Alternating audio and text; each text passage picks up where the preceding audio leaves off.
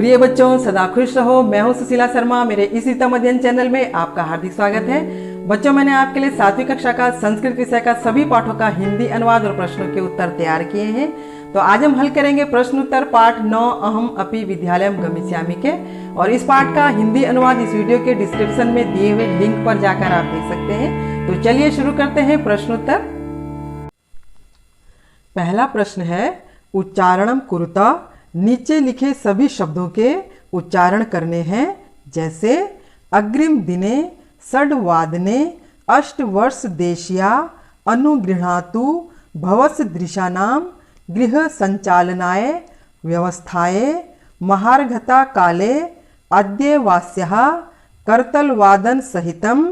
तो बच्चों, आपको भी इसी प्रकार उच्चारण करना है। इस तरह शब्द जल्दी याद हो जाते हैं। अब समझते हैं प्रश्न नंबर 2। एक पदेन उत्तराणी लिखता। नीचे लिखे सभी प्रश्नों के उत्तर एक शब्द में लिखने हैं। बच्चों, मैंने नीचे लिखे सभी प्रश्नों के उत्तर एक शब्द में लिखकर तैयार किए हैं। अब हम इन्हें पढ़कर समझते हैं। प्रश्न क है, गिरिजायाः गृह सेविकायाः नाम किमासीत्। गिरिजा की गृह सेविका का नाम क्या था? उत्तर लिखेंगे, गिरिजायाः गृह सेविकायाः नाम दर्शना आसीत्। गिरिजा की गृह सेविका का नाम दर्शना था। प्रश्न ख है, दर्शनायाः पुत्री कति वर्षीया आसीत्।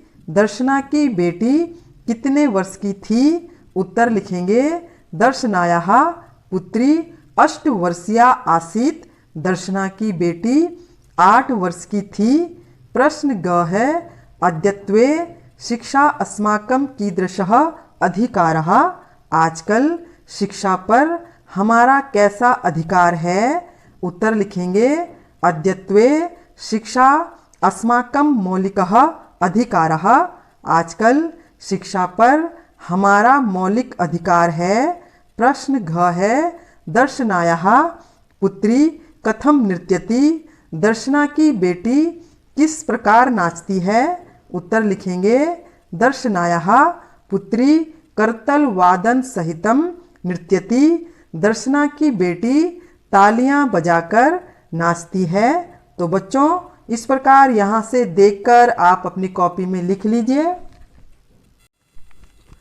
अब समझते हैं प्रश्न नंबर 3। पूर्ण वाक्येन उत्तरता। नीचे लिखे सभी प्रश्नों के उत्तर पूर्ण वाक्यों में लिखने हैं। बच्चों, मैंने प्रश्न नंबर 3 के सभी प्रश्नों के उत्तर इस पेपर में लिखकर तैयार किए हैं। अब हम इन्हें पढ़कर समझते हैं। प्रश्न क है, अष्टवर्ष देशिया दर्शनायाः पुत्री किम समर्थासीत्। 8 वर्ष की दर्शना की बेटी क्या करने में समर्थ थी? उत्तर लिखेंगे, अष्टवर्ष देशिया दर्शनायाः पुत्री एकस्य संपूर्णस्य गृहस्य कार्यं कर्तुं समर्थासीत्। 8 वर्ष की दर्शना की बेटी एक घर का पूरा काम करने में समर्थ थी। प्रश्न ख है, दर्शना कति गृहाणां कार्यं करोति स्म। दर्शना कितने घरों का काम करती थी? उत्तर लिखेंगे, दर्शना 5-6 गृहाणां कार्यं करोति स्म। दर्शना 5-6 घरों का काम करती थी।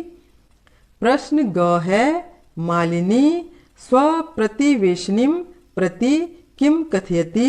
मालिनी अपनी पड़ोसन से क्या कहती है? उत्तर लिखेंगे, मालिनी स्वप्रतिवेशिनीं प्रति कार्यार्थं कस्याश्चित् महिला सहायिकाया वार्तां कथयति। मालिनी अपनी पड़ोसन से काम के बारे में किसी महिला से बात करने के लिए कहती है। प्रश्न घ है, अद्यत्वे छात्राः विद्यालये किम किम निःशुल्कं प्राप्नुवन्ति।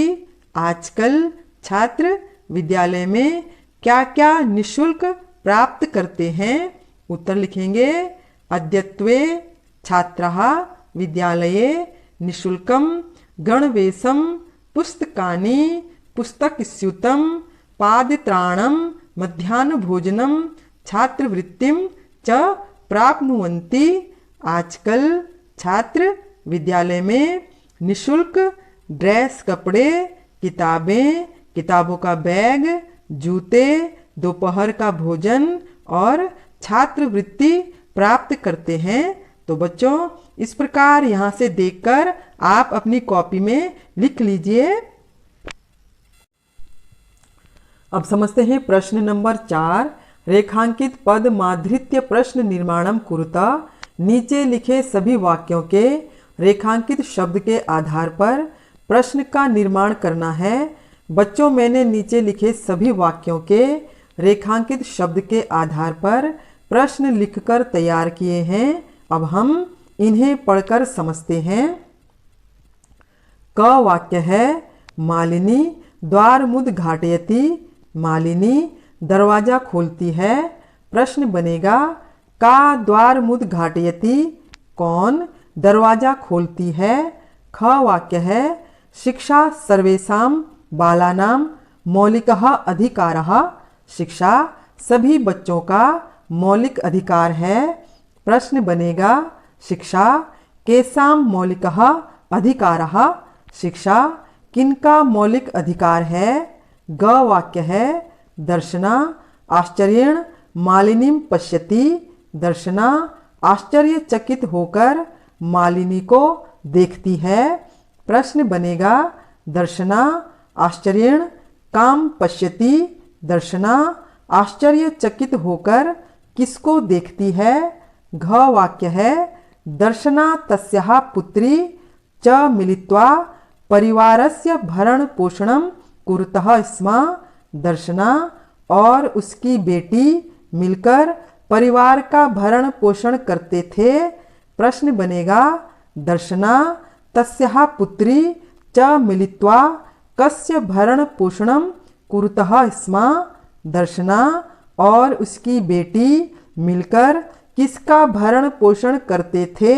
तो बच्चों, इस प्रकार यहाँ से देखकर आप अपनी कॉपी में लिख लीजिए। अब समझते हैं प्रश्न नंबर 5। संधि विच्छेदम पूर्यता। नीचे लिखे शब्दों का संधि विच्छेद पूरा करना है। बच्चों, संधि का अर्थ होता है शब्दों को जोड़ना और विच्छेद का अर्थ होता है शब्दों को अलग करना। बच्चों, मैंने नीचे दिए गए संधि विच्छेद शब्द लिखकर तैयार किए हैं। अब हम इन्हें पढ़कर समझते हैं। क शब्द है, ग्रामम प्रति। इसका संधि विच्छेद करेंगे ग्रामम प्लस प्रति। ख शब्द है, कार्यार्थम।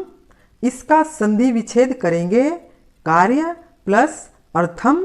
ग शब्द है, करिष्यतेषा। इसका संधि विच्छेद करेंगे करिष्यति प्लस ऐसा। घ शब्द है, सोदर पूर्ति ही। इसका संधि विच्छेद करेंगे स्व प्लस उदर पूर्ति ही। अंगा शब्द है, अप्येवम। इसका संधि विच्छेद करेंगे अपि प्लस एवं। तो बच्चों, इस प्रकार यहाँ से देखकर आप अपनी कॉपी में लिख लीजिए। अब समझते हैं प्रश्न नंबर 6। समानार्थक पदानि मेलत। नीचे लिखे समानार्थक शब्दों का मेल करना है। बच्चों, मैंने नीचे दिए गए समानार्थक शब्दों का मेल नंबर लिखकर तैयार किए हैं। अब हम इन्हें पढ़कर समझते हैं। पहला शब्द है आश्चर्येण। इसका समानार्थक शब्द लिखेंगे विस्मयेन। दोनों शब्दों का अर्थ है आश्चर्यचकित होकर। दूसरा शब्द है उल्लासेन। इसका समानार्थक शब्द लिखेंगे प्रसन्नतया। दोनों शब्दों का अर्थ है खुशी से। तीसरा शब्द है परिवारस्य। इसका समानार्थक शब्द लिखेंगे कुटुंबस्य। दोनों शब्दों का अर्थ है परिवार का। चौथा शब्द है अध्ययनस्य। इसका समानार्थक शब्द लिखेंगे पठनस्य। दोनों शब्दों का अर्थ है पढ़ने का। पांचवा शब्द है कालः। इसका समानार्थक शब्द लिखेंगे समयः। दोनों शब्दों का अर्थ है समय। तो बच्चों इस प्रकार यहाँ से देखकर आप अपनी कॉपी में लिख लीजिए। बच्चों मैंने प्रश्न नंबर 6 का आ भाग के विलोम शब्दों के मेल इस पेपर में लिखकर तैयार किए हैं ताकि आप आसानी से समझ सकें। पहले हम समझते हैं विलोम शब्द किसे कहते हैं। किसी शब्द का विपरीत अर्थात उल्टे अर्थ को विलोम शब्द कहते हैं। तो चलिए अब हम इन्हें पढ़कर समझते हैं। पहला शब्द है क्रेतुम। इसका विलोम शब्द लिखेंगे विक्रेतुम। क्रेतुम का अर्थ होता है खरीदना और विक्रेतुम का अर्थ होता है बेचना। दूसरा शब्द है श्वः। इसका अर्थ है आने वाला कल। इसका विलोम शब्द लिखेंगे ह्यः। इसका अर्थ है बीता हुआ कल। तीसरा शब्द है ग्रामम। इसका अर्थ है गांव। इसका विलोम शब्द लिखेंगे नगरम। इसका अर्थ है शहर। चौथा शब्द है समीपस्थम। इसका अर्थ है पास। इसका विलोम शब्द लिखेंगे दूरस्थम। इसका अर्थ है दूर। पांचवा शब्द है पृच्छति। इसका अर्थ है पूछना। इसका विलोम शब्द लिखेंगे कथयति। इसका अर्थ है कहना या उत्तर देना। तो बच्चों इस प्रकार यहाँ से देखकर आप अपनी कॉपी में लिख लीजिए। अब समझते हैं प्रश्न नंबर 7। विशेषण पदहे सह विशेष्य पदानि योजत। नीचे लिखे विशेषण शब्दों को और विशेष्य शब्दों को जोड़कर लिखना है। बच्चों मैंने नीचे दिए गए विशेषण शब्दों को और विशेष्य शब्दों को नंबरों के द्वारा जोड़कर तैयार किए हैं। पहले हम समझते हैं विशेषण और विशेष्य किसे कहते हैं। जो शब्द संज्ञा या सर्वनाम की विशेषता को बताते हैं उसे विशेषण कहते हैं और जो विशेषण शब्द जिस संज्ञा या सर्वनाम की विशेषता को बताते हैं उसे विशेष्य कहते हैं। जैसे यहाँ पर सर्वेषाम विशेषण है और उसके साथ बाल का नाम विशेष्य है। तो चलिए अब हम इन विशेषण और विशेष्य शब्दों को जोड़ते हैं। पहला शब्द है सर्वेषाम बाल का नाम।